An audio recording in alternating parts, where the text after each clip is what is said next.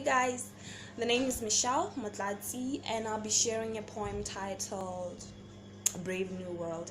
This is a poem regarding the comparison between humanities and sciences.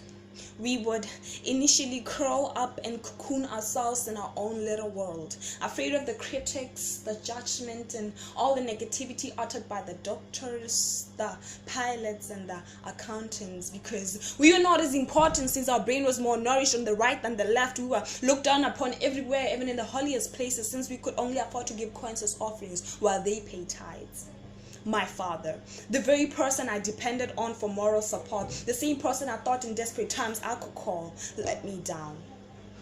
I remember one night after literature practice, I found him standing by the door holding his belt like this. I felt that animal skin sink into my own. I felt his rage and the darkness that flowed through his soul.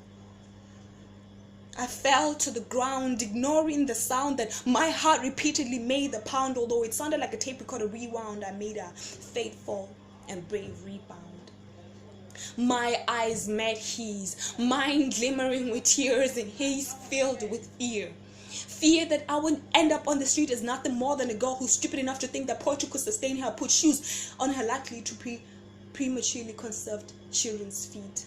Fear that he would be labeled as the father who was unsuccessful in raising a potential future leader, but instead watched as a daughter thought too much of a vocabulary and turned into a temporary rose that is only yet to wither. I told him no.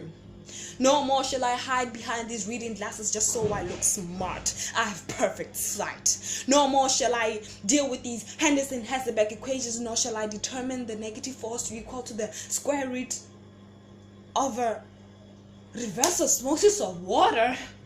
I don't even know if these terms I'm saying are in true existence, if they are right.